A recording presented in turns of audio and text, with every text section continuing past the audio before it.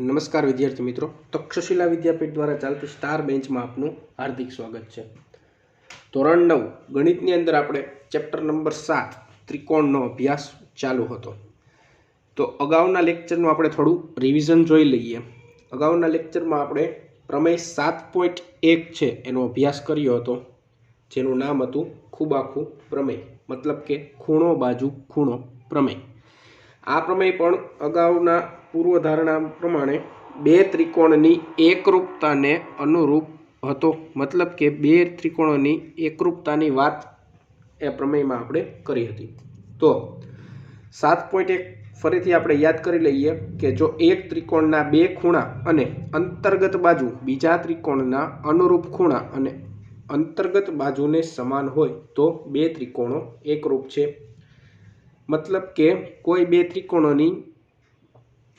त्रिकोणोना बे अनुरूप खूणाओ समान होय अने एक अनुरूप बाजू समान होय तो ई बंने त्रिकोणो एकबीजाने एकरूप त्रिकोण छे एवुं कही शकाय। तो आ थई गई आपणे अगाउना लेक्चरनी वात। आ प्रमेय छे अगत्यनो प्रमेय छे, तमारे पाको पण करवानो रहेशे। तो आजे आपणे जोईशुं आपणे उदाहरण नंबर 3। उदाहरण नंबर 3 नी रकम जोईए। रेखाखंड AB ए बीजा रेखाखंड CD ने समांतर छे। रेखाखंड AB अने CD एकबीजाने समांतर छे, ज्यां O जे छे ई AD रेखानुं मध्य बिंदु छे। तो साबित करवानुं छे के त्रिकोण AOB अने त्रिकोण DOC बंने एकरूप त्रिकोणो छे, तेमज आ जे O छे ई BC नुं पण मध्य बिंदु छे। तो आपणे बे वस्तु आ दाखलानी अंदर साबित करवानी छे। तो शरूआत आपणे करशुं रकममां आपेली माहिती परथी करशुं। पहेला तो AB अने CD जे रेखा छे ई एकबीजाने समांतर छे। तो अने आ जे BC रेखा छे अथवा तो AD रेखा छे एने आपणे एनी छेदिका गणी शकीए छीए। तो बे समांतर रेखा अने एनी छेदिकाथी जेटला खूणाओ बने छे ए खूणानो उपयोग, ए लॉजिकनो उपयोग आपणे आ दाखलानी अंदर करी शकशुं। बराबर छे।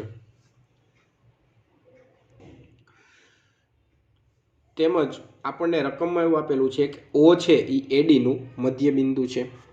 तो आपणे लखीए O ए AD नुं मध्य बिंदु छे।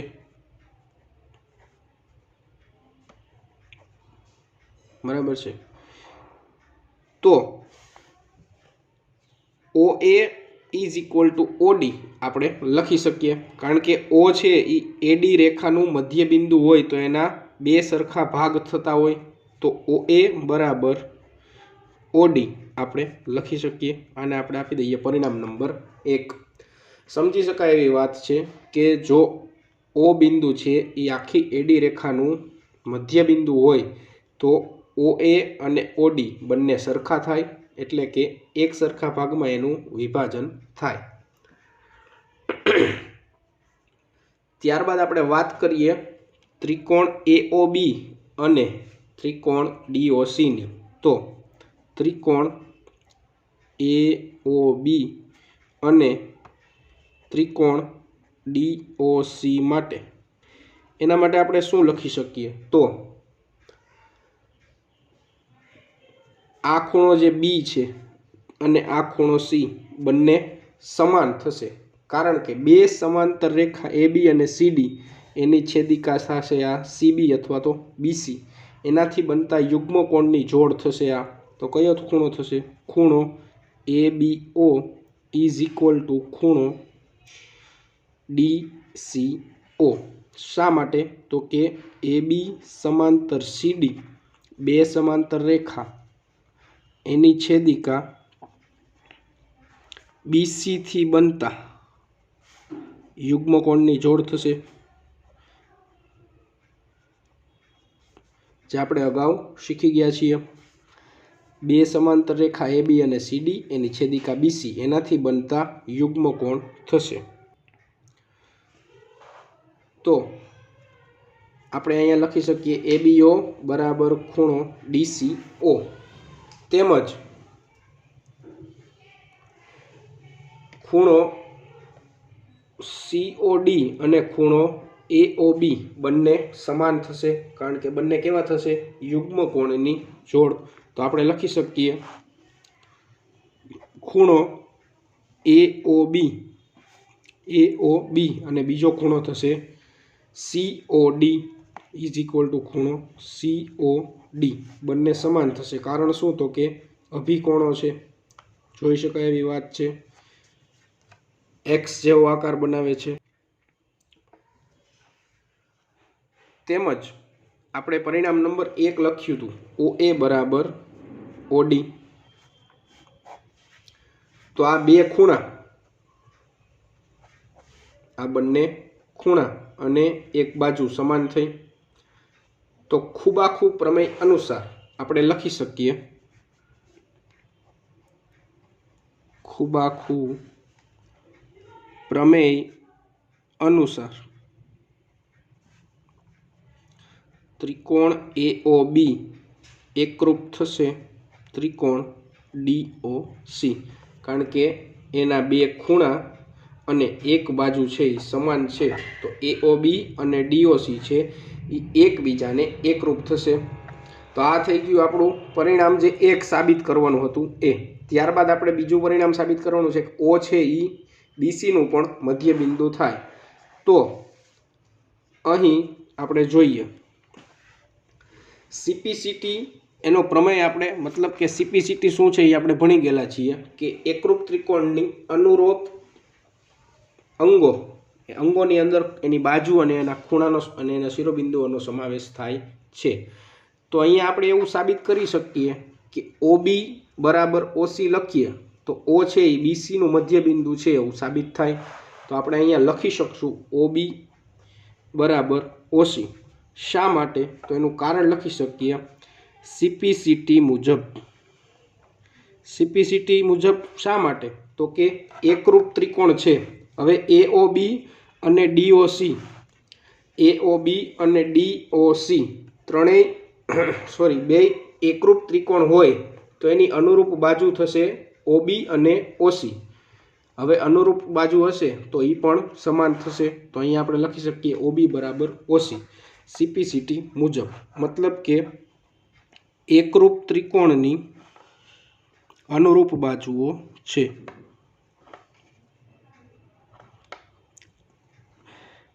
તો આ બીજું પરિણામ પણ આપણે સાબિત કરી દીધું. OB બરાબર OC લખીએ એનો મતલબ એવો જ થશે કે O છે એ BCનું મધ્ય બિંદુ થશે. તો આ હતું ઉદાહરણ નંબર 3. ટેક્સ્ટ બુકના ઉદાહરણ છે વિદ્યાર્થી મિત્રો, એમાંથી દર વખતે કંઈક નવો લોજિક આપણને શીખવા મળતો હોય છે. તો ખાસ અગત્યના છે ઉદાહરણ.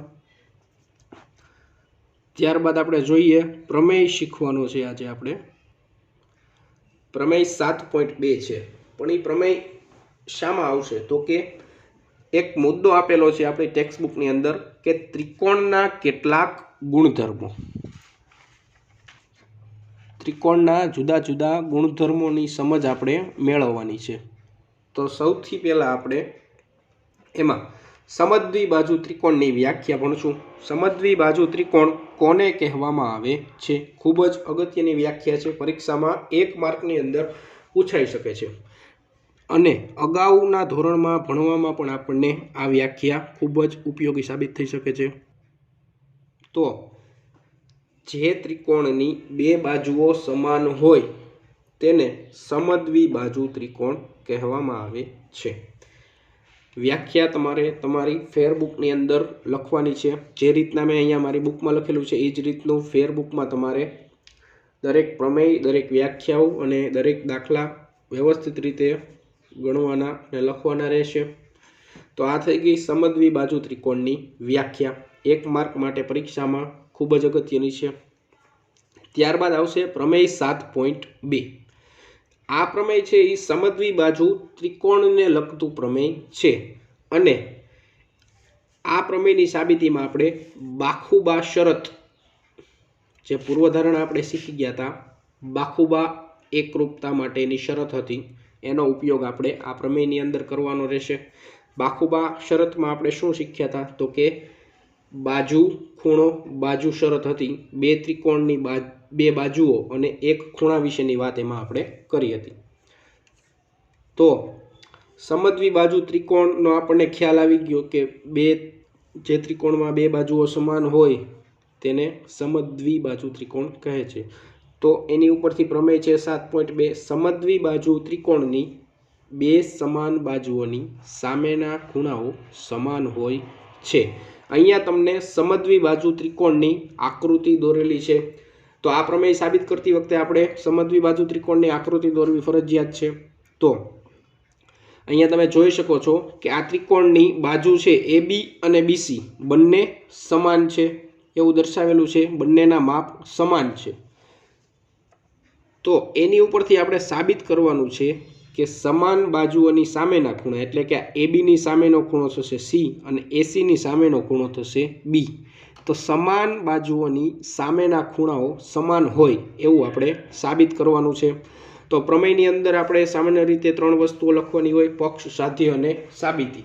જે આપણે પ્રમેયના વિધાન અને પ્રમેયની આકૃતિ ઉપરથી આપણે સરળતાથી લખી શકીએ છીએ.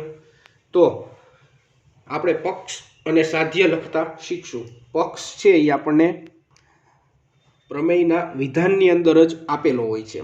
તો કેવી રીતે આપણે લખશું? પક્ષમાં આપણે શું લખશું જોઈએ તો સમદ્વિ બાજુની ત્રિકોણની બે સમાન બાજુઓની સામેના ખૂણાઓ સમાન હોય. તો પ્રમેયના વિધાનમાં બે વસ્તુ કીધેલી છે કે સમદ્વિ બાજુ ત્રિકોણ છે એટલે એની બે બાજુઓ સમાન હશે. અહીંયા આપણને બે બાજુઓ કઈ સમાન આપી છે? AB અને AC.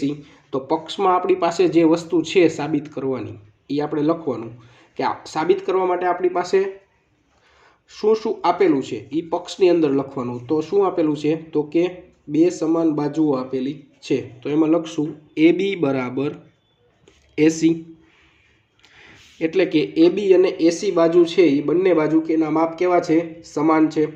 ત્યારબાદ આવે છે સાધ્ય, એટલે કે આપણે પ્રમેયમાં શું સાબિત કરવાનું છે.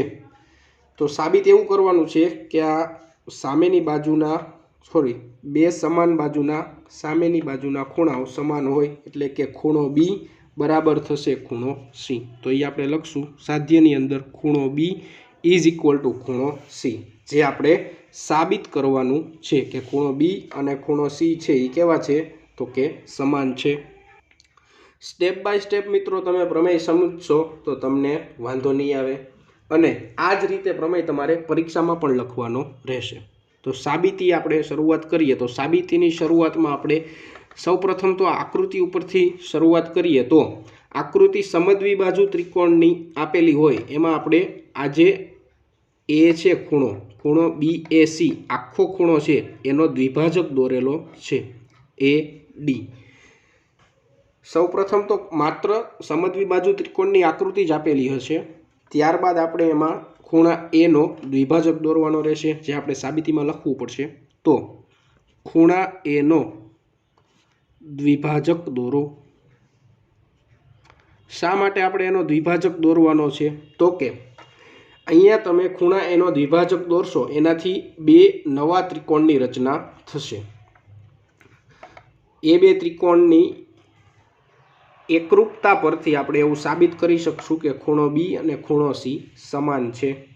એટલા માટે આપણે ખૂણા એનો દ્વિભાજક દોરવાનો છે. સામાન્ય રીતના તમને એવો પ્રશ્ન થાય કે શા માટે દ્વિભાજક દોરવો, તો એનું મેં તમને કારણ જણાવ્યું. હવે અહીંયા તમે ખૂણા A નો દ્વિભાજક દોરશો એટલે અહીંયા આ જે બિંદુ છે D એ BC નું મધ્ય બિંદુ થાય. એટલે અહીંયા લખીએ આપણે જે BC ને D બિંદુમાં છેદે.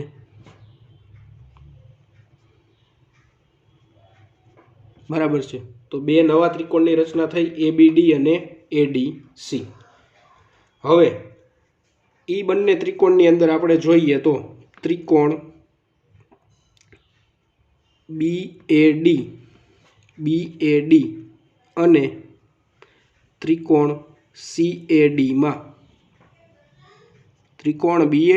અને ત્રિકોણ CAD માં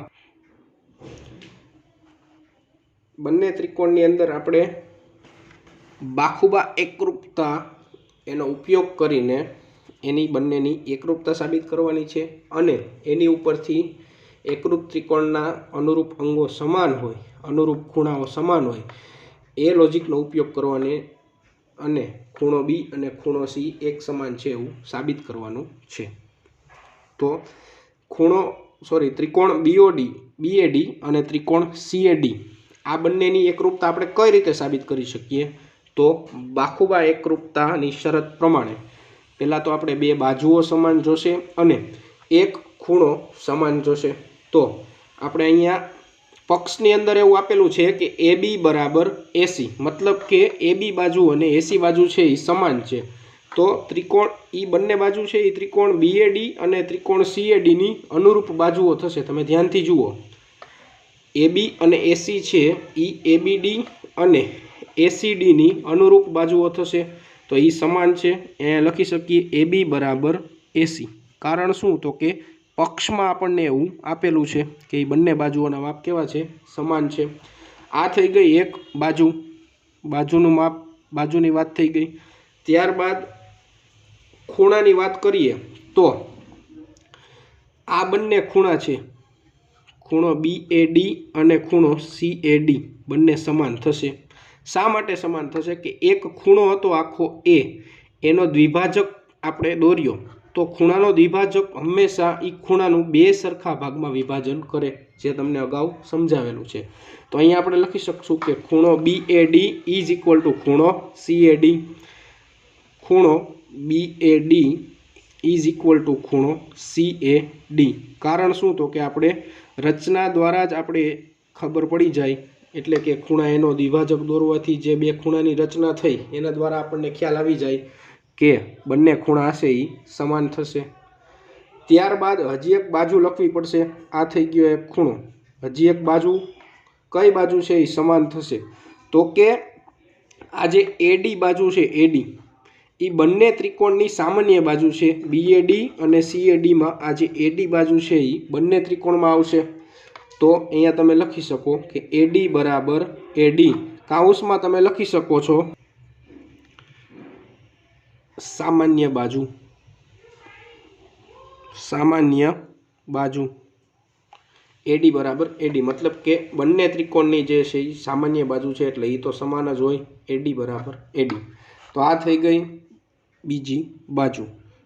તો બાખુબા એકરૂપતા મુજબ આપણે લખી શકીએ કે ત્રિકોણ BAD એકરૂપ છે ત્રિકોણ CAD. કારણ શું લખશું આપણે? તો કે બાખુબા શરત, બાખુબા એકરૂપતા માટેની શરત. BAD એકરૂપ છે CAD. હવે એની ઉપરથી આપણે લખી શકીએ કે ખૂણો ABD ઇઝ ઇક્વલ ટુ ખૂણો ACD, ખૂણો ABD ઇઝ ઇક્વલ ટુ ખૂણો ACD. શા માટે? તો કે CPCT મુજબ. CPCT શું છે? કે એકરૂપ ત્રિકોણના અનુરૂપ અંગો સમાન હોય. તો એકરૂપ ત્રિકોણના અનુરૂપ ખૂણાઓ પણ સમાન હોય. અનુરૂપ ખૂણા કયા થશે?